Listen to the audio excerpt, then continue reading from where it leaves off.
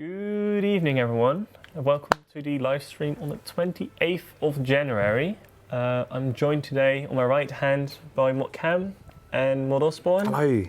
I'm Mod Poerkie myself, and on my left I've got Mod Warden. Mod Warden is our executive producer of RuneScape. Can you tell a little bit about what that actually entails before we... I think you've done it a couple of times. You went straight into business. I know, just like that. Just doing a quick introduction and then we'll go into all the stuff.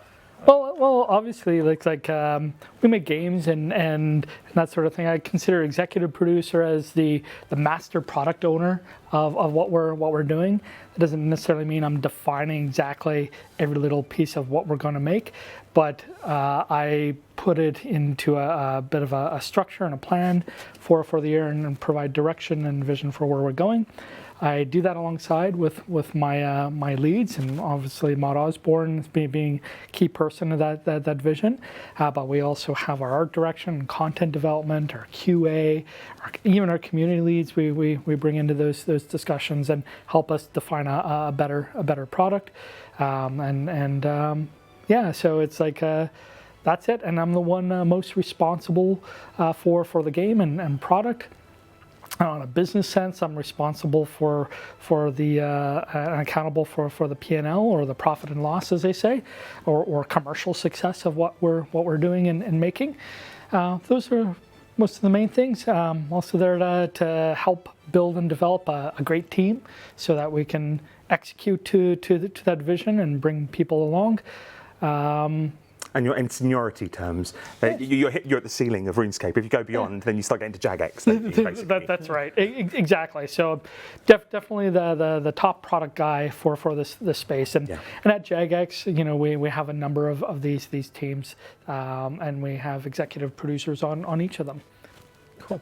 All right, then we'll go this direction again. Oh, what? No, I just want to, because not everyone might know all of you, so just... Might not know all of me. No. Everyone knows Dave. Mostly the top half. So Mod Osborne, lead designer, largely responsible for the quality of the design of the game. Also heavily involved in the roadmap of what we produce, so the what we produce. But other hats I have is that product owner of the episodic content team, so those that produce quests, mini games, that kind of thing. But also the designers are underneath me, if you can imagine that. Cool. Mod Jack underneath me. There we go. Mod Cam? Hey, I'm Mod Cam. I'm a junior product manager. So if Ryan's like a master product owner, I'm like a mini one in that. I work for a specific content team. So for myself, it's live ops, and I have a little bit of stake in kind of everything that team does, from kind of marketing to community management, a little bit of QA, dev, all of that kind of stuff. Sounds good. Yeah. Cool. Before we get into the nitty gritty, this week on Monday we released a Voice Retreat and the Winter Chill Wolf. Two great pieces of content in my opinion, where you've got Voice Retreat, which is more for the PVM players, where there's a nice bossing hub. There's Chill Wolf. Straight from the Epic Jam as well, the Game Jam. Yeah, Epic Jam, Game Jam, which is really nice. It's really cool to see that come to life. It's great to see the enthusiasm from both the inside on our company as well as on the outside now. It's Absolutely. It's really nice to see God that. Bless him. Did a really good job. As well as a Chill Wolf. I keep thinking of Skill Wolf the whole time, but it is Chill Wolf. Where we've got 6 lovely skills fighting it out. Or the Herblore event, as many people are calling it. The Herblore event. I mean, I knew you would bet for the Herblore to win anyways. I mean, I'm not going to have a Shawnee type bet this time. No, about which is going to win, because... But I would be the losing one this time. So. Oh, man. That cost me a £5. God damn. Was it just a £5? I thought it was more. It was a 10? Yeah. See, there you go. Maybe I lowballed it. Maybe I kind of just said, I'll fold it in half, just gave it to him. Yeah. So that's also available. It's in the Lumberich creator, so definitely check both of these out, I'd say. Then next week, we talked about it a little bit last week, is we're going to see some changes to mining and smithing and how these skills work. I've got all the information, so I'll just go on a bit of a monologue. I'm sorry for that, but I just want to get the key pieces of things out there, so you guys can prepare yourself potentially a little bit. And take into account. If I say anything wrong, please interrupt me. Okay, all right. But this is affecting everybody's kind of current game, smithing they're playing, so it's worth going into detail. Yeah, so just as a bit of background, last year on the 7th of January, we released a rework to mining and smithing, of course. and loads of changes. And one of the changes, part of that, is that we removed the plain ore drops from loot tables, and we replaced those with stone spirits. And each stone spirit, each time you mine an ore, one will get consumed, and you'll get an additional ore. We did that, and some of the PVM players, or quite a few, you could potentially say, were not always that happy with it, and they were getting less money per kill, right?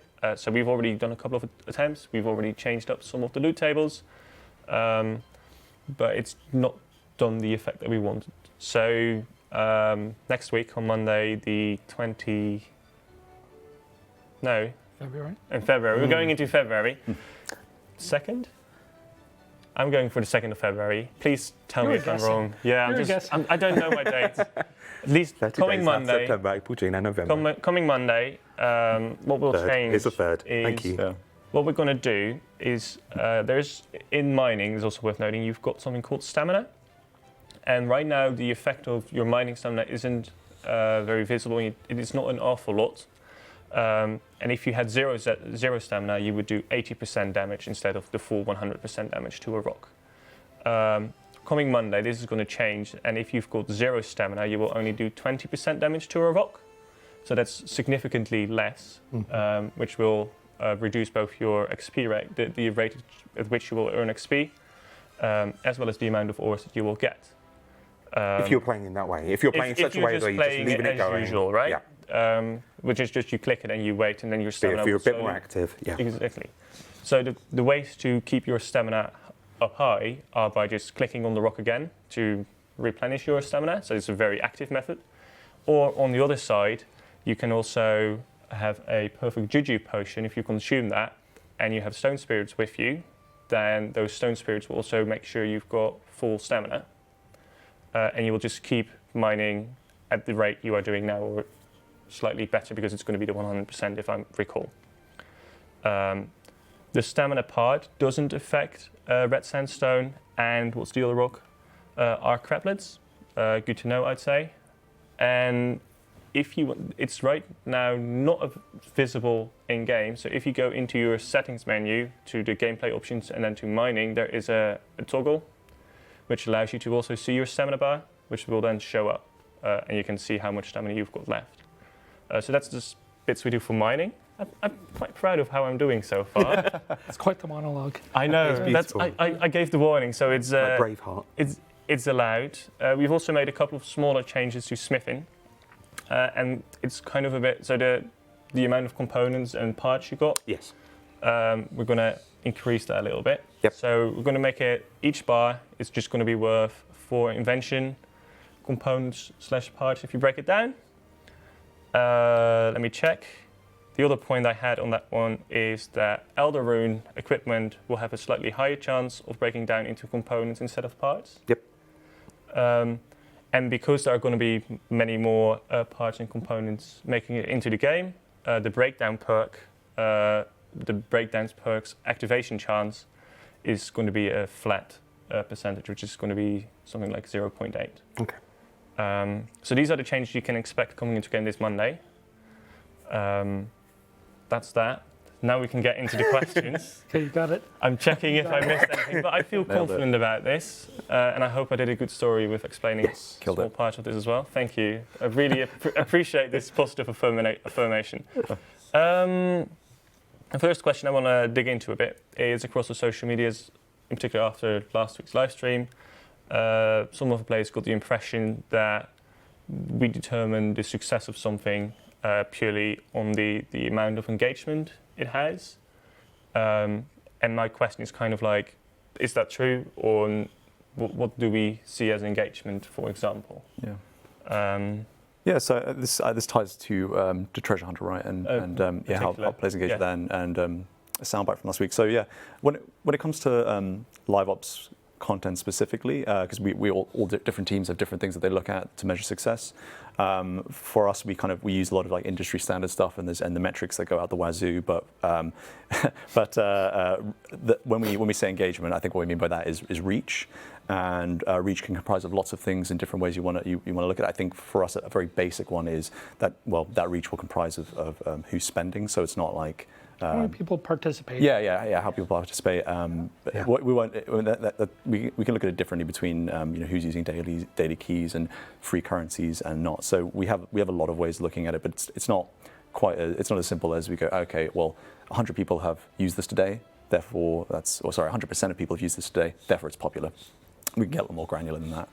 But I'd say that the first thing after anything that we put out to the community, I think the first thing we talk about is the sentiment aspect. Absolutely. I think that's our first kind of litmus test, as they say.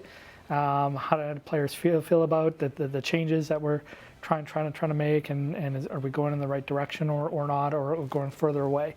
So we do that with even things like the double XP weekends. We've went from a 36-hour now to a 48-hour based off of player feedback, because they was able to do that, and we changed it into a development activity. But I think that's where we start off, and then we look at the other metrics tied to that as well, and we like to get a sense of people are participating in it or not. Yeah, absolutely true. I know for sure for a lot of the new stuff we've done recently, the first thing we look at and the main thing that we look at and constantly go back to is the feedback that we get on social platforms. So thanks guys. Yes. So like you mentioned, just to get it quite clear, so what we see as success is just not purely the people that just use it. It's not the daily keys. No, we'd be deluding ourselves if we thought that we were tracking success by just people engaging with it. Like parcels from the hedge, if you get one in your inventory, we don't measure our success by how many people opened one, because they get that free in their inventory. We break it down. Our CEO wouldn't accept it if we said that was what a success was determined by. Mod Warden wouldn't accept it. We break that down. We've got so many ways to break it down. I think it's the same with any piece of content, right? If 100% of players use it on day one, we don't go, sweet, job done, and forget about it. It's what, and we do go down the pub, but it's like what happens 7 days later, 14 days, 30, and then of those players, what does that demographic look like? Do we apply similar measurements of success for other pieces of content, and then looking a bit more towards? Yeah. I mean, it's a bit intricate. I don't know how much people are interested, but there are certain, you release a boss. You're going to want to, it's not only about whether or not they play it, it's whether or not they want to stick with it. Are there individual achievements people are hunting for? Are there rewards that people are hunting for? There's so much more. In some other way, yes. Yeah, you can be really intelligent about setting what a good update looks like. I think in bosses it's quite interesting, because you also want a boss to be difficult to a certain degree, right? That not everyone can be. So, but it kind of changes from. Yeah, absolutely. And it gets complicated with a boss because, some people don't want to play it all the time. A boss is something you might do, you might meet with friends to do it weekly. So there are various different ways of looking at an individual update. We've got a great team for breaking that kind of thing down. Obviously, you see it sometimes in data streams where we can get them in front of the camera, but And then some time in the next few days, we'll be looking at War's Retreat in a similar way to see if it's if more people are bossing for example, as an overall. Yeah. Maybe are there more hours put into it, or players achieving more of the content that they want to achieve. Okay. Which seems like a good segue, by the way. But before we go on beyond PVM Hub, we are looking at player feedback on it as current. Yep. We've got a page in which we've noted down everybody's basically the feedback. We're going to have a discussion tomorrow. We've got a meeting booked in which we're going to go over each one to determine what we want to do or not do. I would be invited to that one. Nah, I mean, you slow things down. You're such a bottleneck. No. Monologue again. He does bring the Street Bathroom day, so maybe. I'll just leave you that door. It's all right. I love the segue you made. I'm going to make a very non-segue thing. Yeah, do it. Use that as my segue. We're in the treasure hunter realm at the moment a little bit. We're touching the subject. So how do we feel our approach is different now in comparison to October? I'd say the speed of changes have been amplifying. That's had really moved forward. We've addressed where a lot of the RNG aspects are and what we want to move forward with. And that's a big deal. Transparency. We brought it in the form of a glass case even, and we're going to keep moving in that direction. Player choice, super important. and then we made some declarations not that long ago on where we're going to be removing the blind choice side of it. So I think those are some good first steps, Get used to it. It's going to keep coming. Yeah, There'll be baby steps in terms of we'll try out certain things. There'll also be bigger moves. Yeah, bigger moves, and it's like we haven't removed all the things that we want to remove yet or change, right? Because some of this is, okay, we've got a little bit of business as usual in here, and we've got finite number of resources and finite number of people that we can pull off this thing to get onto the new thing, and so I think it's going in the right, more in the right direction. It doesn't mean it's going to stop.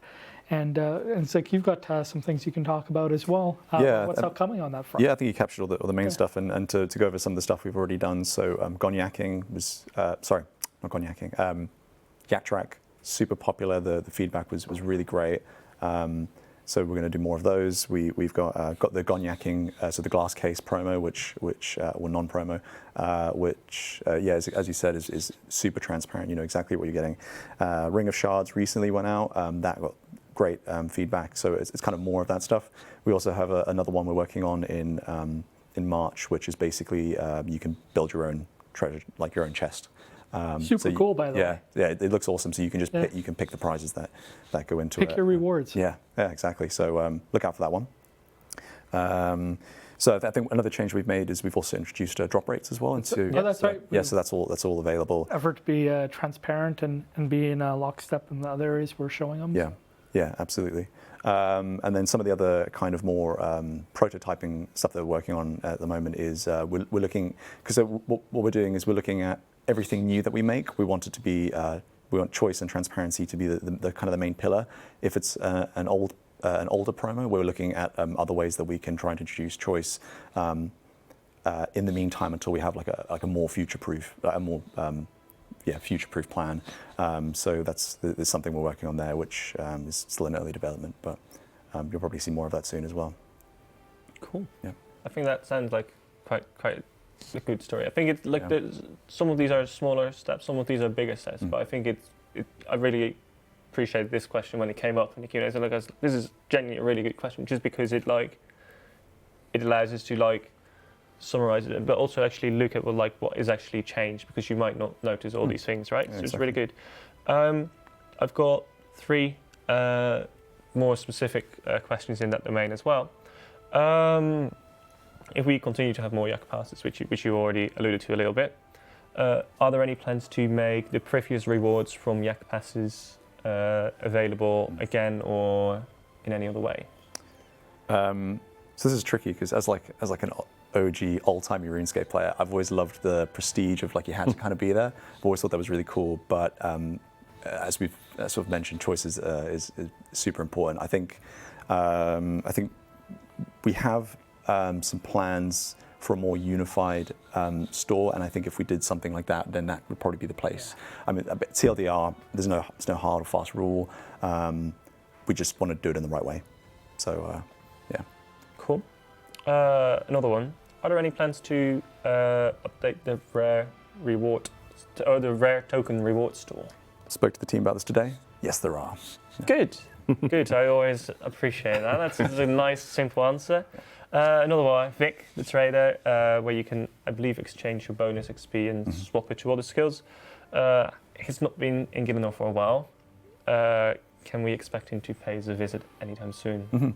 Yeah, I was looking into this. The kind of the cadence that we see Vic is actually only twice a year. I was surprised it was that low.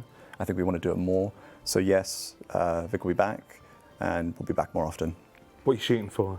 You're shooting for a year kind of thing? What's good? So we did 2 before, 400.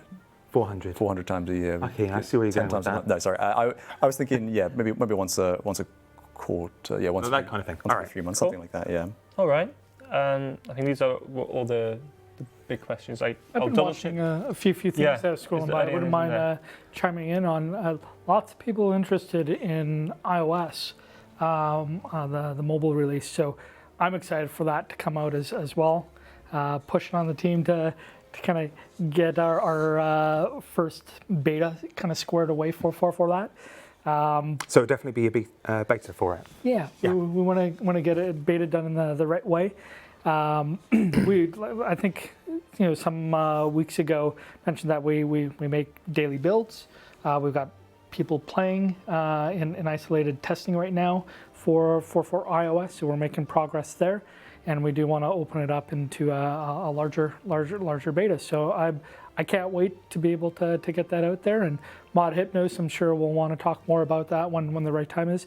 I don't think we're that super far away from it, but just kind of poking on it. That would still probably be a couple of months that we're talking about then, right? Possibly. We'll see. It's like I'd rather have seen it sooner than later, because I think we can really benefit from the feedback in this phase. And it's a shame we can't open it more because Apple caps us at a fixed element on that. But we'll get into as many hands as possible. Okay. I see people notice I'm a big Coke drinker. Sorry about that. You had to hide your product placement. That's right. It's like, oh yeah, check out his T-shirt this week. Oh, and he's a Coke drinker. But that's all. That's all right. It's all fun and games. Okay. What else we got here, guys? I've also got someone upstairs noting all the questions down, so we can go over these in the end as well. Somebody's mentioned something about Duel Arena. We've got our sights on Duel Arena as well, and we want to work on the right solution for that. So I'd say sit tight on that one for a little bit, but we'll come back on Duel Arena, and it's all part of our duty of care blueprint that we've talked about in the past. But it's a hard one to deal with in the right way. Because it's almost a studio-wide thing in that old school obviously have a Duel Arena as well, so we want to get that right. Exactly. All right. Yeah. Cool. I've started going for more poetic. Archaeology. Yeah, but we'll do that section first. Yeah. Man, you straight to the meat. I mean, people want the meat. I've got a lovely script, and we're just swapping sections. I titled. I was just going to say. I know you derail everything, right? And this is testing you, right? This is next level live streaming. But I had a nice segue. I was like, this week I'm going for more poetic titles. Your last segue was. Oh, my segues are absolutely terrible. But like I went for a nicer title. But the title for the section Archaeology I had was Archaeology. So very, very nice. When can we expect to hear more about Archaeology? Whether it's a release date to like the Road to Archaeology videos. Can we say something? Oh, it's so close. So close. Yeah, you can almost, right? Yeah, smell the dirt. Almost. Yeah. Yeah, I think that one of the things we want to do is by being slightly evasive, because we're not in the place yet where we want to shout about all the updates we've got coming in 2020, and they are fantastic, including Archaeology, not quite there yet.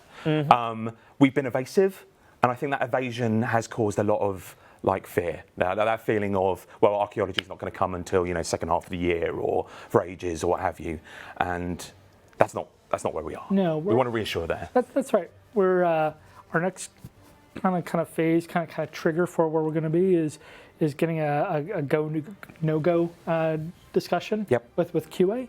That's not that far away. Yeah, so we've done longevity testing. Just to give you more detailed longevity testing, we've played it a lot. We're now in a place whereby we've got the feedback from that longevity testing. That's what the no-go means. It's a case of looking at all that feedback, how much of that needs to be implemented for us to get us hammered on a certain date that's in the near future.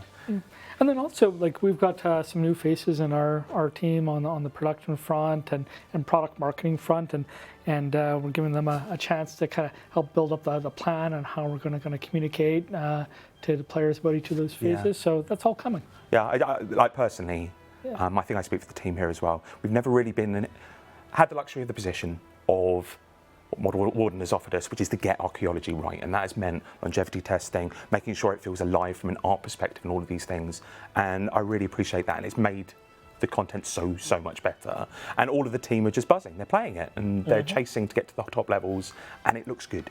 Yeah. I'm feeling very, very confident in it. It was the right call. Yeah. Can I go a step like you mentioned, no-go meeting? What does that mean? Yeah, it's a weird one. Internally, we have a date.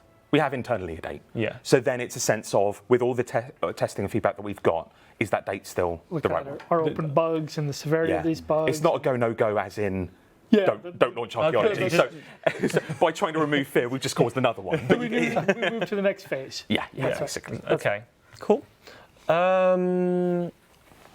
Archaeology, is this going to be a single update, or do we also have some plans or designs to expand on it in the future, or will it kind of be like it's separate on its own update and then? Oh man, it's definitely not going to be its own isolated thing or its own channel or whatever the question called it is. We've already shown what we're doing with the F&H, right? Yeah. The number of quality of life improvements. Yeah. We've been making that. Still working on farming and herbal, right? Yeah, absolutely. Yeah, there's a number of things here. Absolutely, they'll be post-launch. We're going to spend more time after the skill is finished than we have with any of our previous skills. That's what we've got allocated. Really cool. Got developers ready to go on that. We've got the idea of almost that story, because it's so thick with story, continuing in other updates following that. Got that as well. And absolutely, archaeology will factor into requirements for content, and we'll supplement archaeology with things at the top end. Okay. That's still going to happen over the course of the year and beyond. So, yes. Cool. Talking about story, will the gods be involved in archaeology? May there be interesting? Seriously, you had to ask that?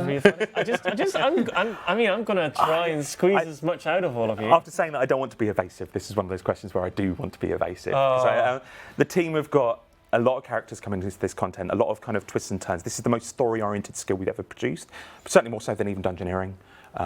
We want to keep, as we do with quests and story, keep it under wraps, because there's a lot of surprise and joy in it. No, I'm not telling you. Well, we already answered that.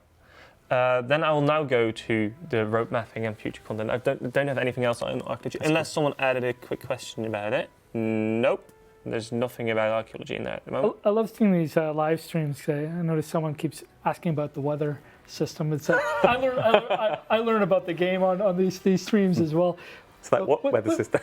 Yeah, what's the history on that? So apparently we revealed a weather system in 2017? 2016. 2016. It was in the, we did a RuneFest keynote that was very ambitious. It showcased a lot of things that we'd love to do, including the expansion plan and weather system. Unfortunately, it never came to be. While it was a lot of negatives in that we didn't launch the things that we were talking about, we did actually get to see what people thought of the updates from after the fact, when we talked about them and hyped them, and weather system never really came up much. It never really caught fire. No, it never really caught fire. So, who knows? Sometimes these things are cyclical. Like, nobody was really talking about Menethos about 10 years ago, but in the 3 years ago they were. So we'll see. And we've got the skybox filters, right? Oh yeah, that does it, right? I've never liked all of it. I think it's I would we could do so much more there. There's so much you can do with that as well right now. Our art team is well up for that. Creating more feelings of weather in individual areas or atmospherics. Well, and if you chuck that into the skybox filter, you can just kind of create potentially your weather everywhere, anywhere. I'm going back up. Oh, no, you were asking about, what was your question, 2020? The roadmap. Oh, roadmap. I didn't even ask the question. We're not going to let you off the hook on that. Yeah, no, geez. So what I want to create a bit of a podium for this first, or like a base where we can ask some more in-depth questions about it. So what does the executive producer kind of play for? What kind of role does an executive producer and a lead designer play into the road mapping process, as we call that? I think how we kind of kicked it off this year, and also by the time that I kind of came into the year was a little bit hard coming towards the end of the year, and we're kind of trying to figure out the year ahead, and still a lot of things I'm learning. But I kind of gave some parameters what I was looking for to the team. Primarily, Dave is the big ear on that, and trying to internalize where I saw some of the player value. My limited key body brain is. And then Dave kind of tried to shape it into some arcs of sorts, and address some of the design goals that I think might be beneficial to players. We also try and reflect on things like the player survey and all of that.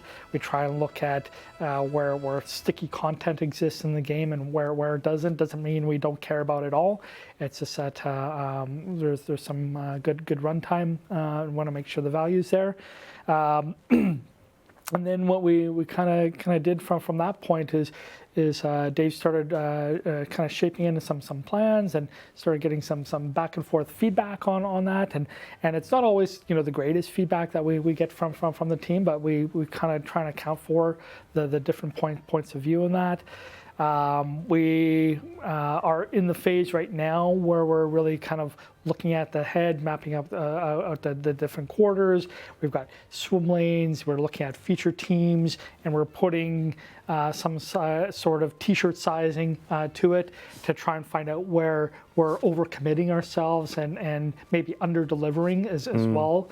Looking at kind of like where our gaps are there, and it's shaping up, but we've got to get it in form and really put it forth in our team. Our team, the RuneScape team, also needs to see a leadership team that is working really well together and getting the plan as one unit. We're looking for a unified product vision in all of that.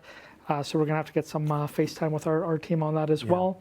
We've taken over a new wall space right now, and some of our team members probably wonder what's going on with that, and that's kind of neat, sparking some new conversation.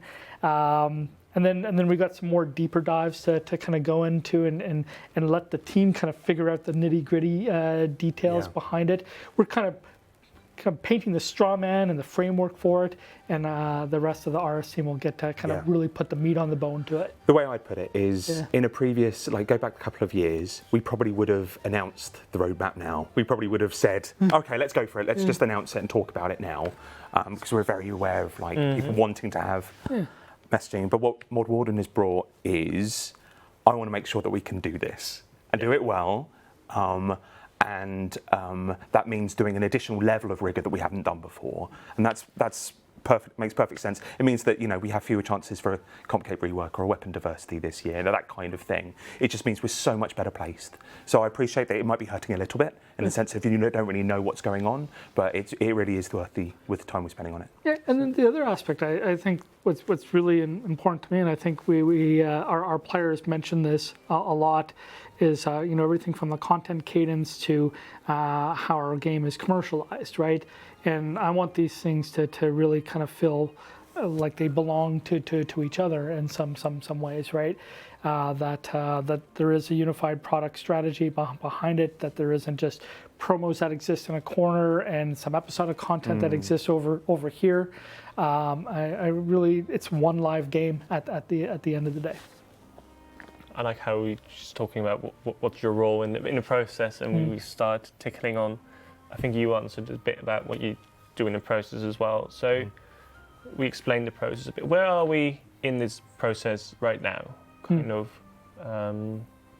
We're going through a sizing exercise. That's really where we're at, and that's going to help us identify where we're overcommitting ourselves, or again under delivering on the types of content that we want to do. From there, we'll get it into a form that we can discuss more broadly in the company and with our teammates, and get kind of thumbs up and thumbs down from that point. All right. Yeah. So we're in this discussing kind of phase and trying to nail it down. You mentioned t-shirt size. Oh yeah, that's probably dev speak. So I kind of look at is this small, medium, large, extra small content, extra large content, and we look at the number of devs, number of QA, number of artists that we apply to each one of these efforts. We build a feature team around it. And quite often we add a product owner or product manager to it to kind of champion it through, and we build up a backlog of features. We kind of, once the team really that is going to own this thing and deliver this thing, they'll build that out. But rather than trying to get estimations super perfect on the get-go to kind of keep things moving forward. We try not to get into the weeds at this point. Mm-hmm. Yeah. Okay. How do the plans that we are working on right now interact with like the announcements we made at RuneFest and the initiatives such as the Quest team that we talked about previously? So obviously there's a degree of Mod Warden has come in. We need his fingerprints over things. Otherwise, we're just doing what we always do, and there were problems with what we always do. So there is a degree of, yes, there will be a bit of change. In terms of like amount of turbulence, I just want to kind of remind that if somebody was to pick out the top 5 or the most 5 wanted things from that RuneFest talk, you'd probably be talking about Archaeology, still there. Farming and Herblore launched. Elder God Wars Dungeon, still talking about it. Tech improvements, still there. Managing Miscellaneous, still on the cards. I think I don't want to worry people unduly that everything is just going to be etch-a-sketched or snow globed into nothingness, because they're the big beats. Archaeology is going nowhere. But I also always ask, it's like, what else have we talked about that we haven't delivered, and we try and see if does that make reasonable sense to carry that forward. So it's like, I want to keep trying to hit as many of those things that we talked about. And now I know about the weather system. He's got me asking new questions.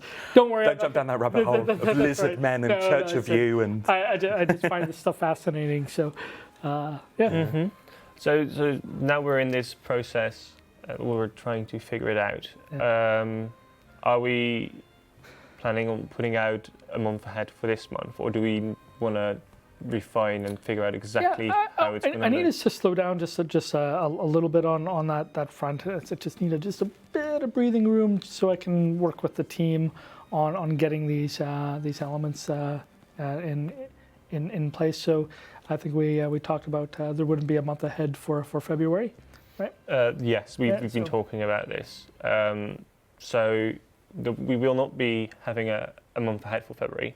But doesn't stop me from asking the question, what are the teams currently working on, and what can we potentially still see coming in the near future?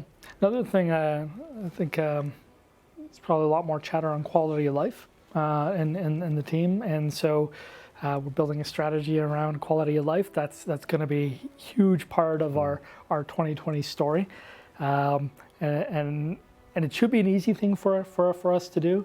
It's like it's an obvious thing, but that has to be a massive focus for what we do over the course of the year, and even to the point where I'm empowering team members to say, hey, today let's put a smile on a player's face. What can we do about it now?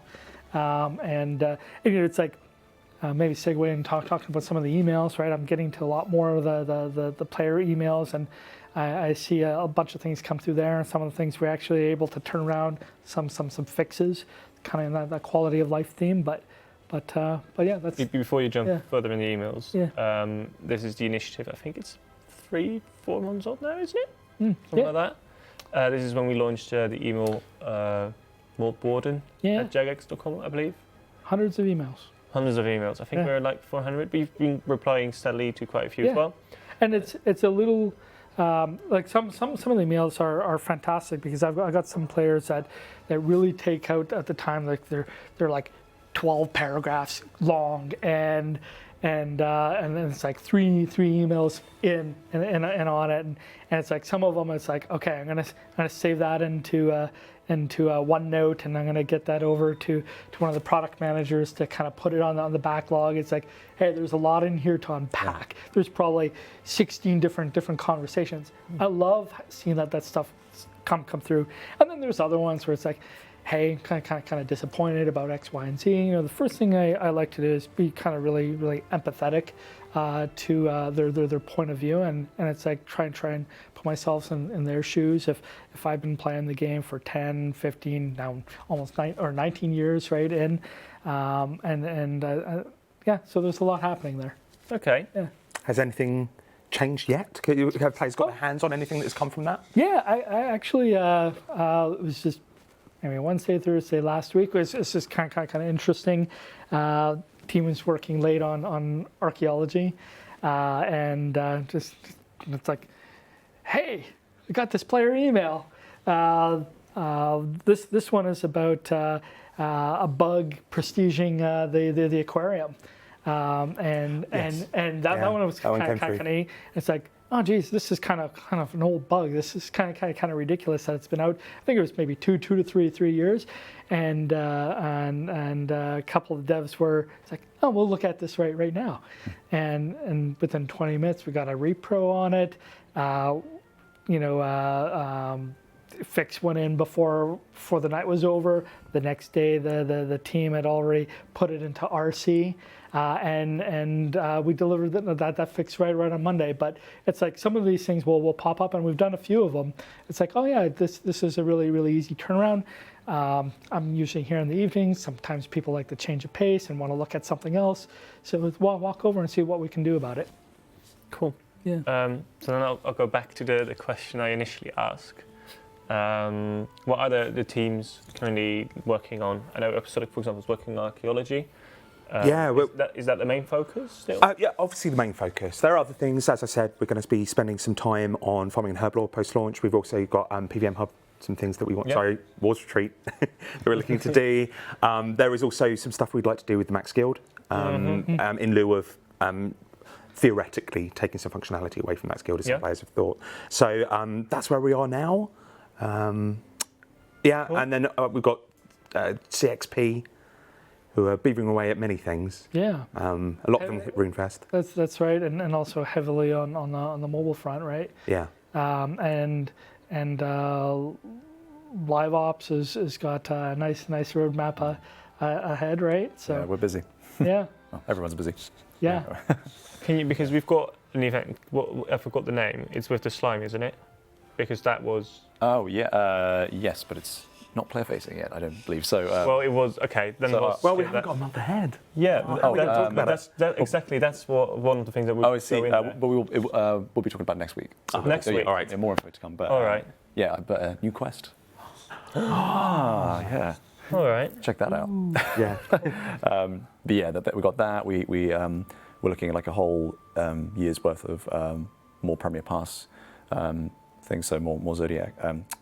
More Yak Track events, and also just some of the stuff we discussed earlier. So the duty of care stuff, and the increased choice and transparency motions. Yeah. One of the things I still find interesting is that the changes to the daily challenges seem to be really been very positive. A lot of players really participating in. It's good. I was in a brainstorm just today about maybe we can do even more. Exactly. Which is good. That was one of the best brainstorms I've been in, actually. It's good. Good. Well, one thing I'll call out as well, you guys forgot, but it's more of an under the hood change as well. But we're going to do some changes to the way how the achievements work under the hood. Yes. To make that a bit better as well. It's not going to be very place facing, but it's going to help us a lot. Players may not be aware of just how much load that puts on the client, etc. So there's nice bits of maintenance kind of to the games and the game as a whole as well. Yes.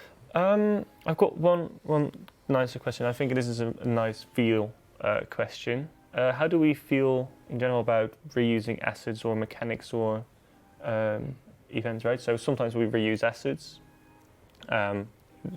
Reusing could also, for example, be like rerunning an event. But for example, the Skill Wolf is now the Chill Wolf, and we've changed quite a few things of how it looks. How do we see those events or practices as a whole within our studio? I think it just have to be for the right reasons if we're going to reuse it, right? Everything that we take a look at is different from the previous time. I'd like to again make sure that we're spending our time wisely on the right things, and if it's like I'm open to reuse for the right reasons, just overall, but I don't want players to feel like we're kind of shortcoming something either. So I'd say it's trying to strike a right balance of what that is. We don't want to reuse events for the sake of just filling something. Exactly. Yeah, right? I mean, a lot of this has come from, I would imagine, the Hattie and Skull conversations that were happening in January, for example. where we could have just rerun it, but without necessarily any additional rewards. Some players would have been okay with that. A larger proportion probably would have been frustrated at looking at that as shortcutting, as you say. But I saw a wonderful thread about how we could make that into a monthly D&D, for example. And monthly D&D isn't necessarily playing into the Dailyscape area, not necessarily. So yeah, I've seen some good ideas. It's just, as we say, we want to do that wisely. Cool. All right. Those are the bigger questions that I had down. I hope that they answer all the big things, the big gripes, hopefully. We'll go into the questions that I've got at the bottom in a second as well, which are the questions from the chat. Have we considered reducing the number of worlds to promote a greater sense of community within the game? Yeah, it's on my list. It's just another plate I would have to spin up at the moment. I can't spin up too many more other plates, but I think it's a worthy conversation. Maybe we can ask the players about what they think about that, right? Yeah, I mean, I'm personally a fan. We've opened this conversation up before. I know the downsides. I know a lot of players have their own home world, and that is somewhat problematic. And if you reduce the worlds, you know, that says something. But I'm personally a fan of getting people in the same space. I think we've resolved a lot of the kind of competing for ores, competing for Slayer kind of issues that players have had in the past with being busy worlds. Yeah. So personally, I'd love it, but I know that I'd love to get the players talking about it. I think if we also kind of clearly define what the objectives are would from that and what are the pros and cons, and then get that as a discussion, I think it's worthwhile talking about it. I'm sure it's a very polarizing subject. I know there's a lot of comments about what it would do to lag. I mean, it's not, there are degrees of this, right? And we wouldn't have to do it all at once either. Yeah. So we're not suddenly talking about reducing it to 10 or so, you know. No. There are ways of doing it right. Well, I'd say what can give the best player experience in all of this. Yeah. Cool. A lot of no's there. Ooh, that's interesting. I'm actually surprised because I personally enjoy talking to other players while I'm skilling, and I personally that's what you're motivated by. Worlds. Yeah, that's true. I think most people's earliest memories of RuneScape is it's a resource game, and you're hopping between worlds to compete with other players. And so for me, I'm like, less worlds, no. Like, but that triggers some people. It's like 20 more, yeah. It's interesting to see. I'd say it's like, to be honest, I don't. Personally, I don't know the breadth of the current situation of what that looks like, and again, it would be another plate for me to spin up. And I want to make sure we get 2020 roadmap taken care of, and then we'll see where else. Almost feels trivial in the sense of that, but yeah. Cool. We've reached the other category now with questions. You've probably already noticed, but I did not announce it. You know, it's all right. This one was asked for you. I know how I always make you laugh, Mod Osborne. I know. You sit next to me. You make me chuckle. That's what I'm for. Could you elaborate a bit on the design decisions that go into making new Slayer creatures? Yeah. We've got since I've got the name. Anachronia? No. Was the last Slayer injection? We'll stick to that because it's the combat system. So we've got tons of things we can do with the combat system now. Yes. Do we design our Slayer creatures differently if we add new ones now, or because we use our combat system to great extent? In bosses generally. Yeah, absolutely. Yeah, I mean, it's a multi-layered question, this one. But I mean, obviously, like a Mod Warden would nail this much better than me. But one of the things with Slayer that we like to hold on to is that Slayer is never that boss degree of strategy. So certainly wouldn't go so far into intricate use of or strategic use of abilities and things like that. I know that we tend to look for kind of one abstraction from the norm, maybe two. With the Slayer monster, it will do one thing unexpected or require one. I think the Archaeologians were really good in that regard. Yeah, and it's always a challenge to find something new and interesting with that rule set. I think the driving factor with I know Slayer monsters as we go forward is that 99 to 120 still isn't there yet. I think internally we still feel that. Like it's not populated enough, there's not enough choice there. The Slayer monsters largely feel too similar as current. So the driving factor of what we do with Slayer monsters is getting something in there. In that area. Okay. Yeah. So, again, Mod Warden would have a much better answer. In fact, I think there's a live stream that he's done quite recently that will help with that. Is there a potential for RS3 time-limited game modes like Old School have? This was one from chat, but I think it's an interesting question, and I'm looking a bit more towards you for this one. There's a possibility, yeah. Can you give an example? We'll see. Well, so like they seasonal were like old Darkscape school maybe, had King of the Skill, like these kind of twists. At least are those initiatives and things that we are also looking into, of whether that would potentially be interesting for RuneScape 3? Well, I'd say one of the things I find very fascinating is there is a lot of love for Darkscape, right? I was kind of looking at an old subreddit on that. I think the last post was from 2015 or thereabouts. I find that kind of very fascinating. Yeah. But yeah, I don't know. I'd give a very similar answer, to be honest. In that, Mod Pie sat me down, because obviously Darkscape is his passion project, and was just talking over what it would be required to do a seasonal Darkscape. Because the feeling of making that seasonal would bring a lot of people into it, and we might not fall into the pitfalls of what full-time Darkscape was. And it was, yeah, there were a lot of benefits to doing that, and it's not actually as big a job as I thought it would be. So I'm a big fan of that kind of area. Okay. Yeah, I think from what I understand, the full-time Darkscape was also our beta server at the time, right? And I think we ran it for something like 6 months, and it probably fragmented our audience a little bit. Yeah, I mean that's always a concern, fragmenting, and I think we're still hurting a little bit from missteps in that area, But I don't want to get people's hopes up. There's nothing active planned. It's not currently on our roadmap. Yeah. And it's just that actually it might be more of an opportunity than we thought. All right.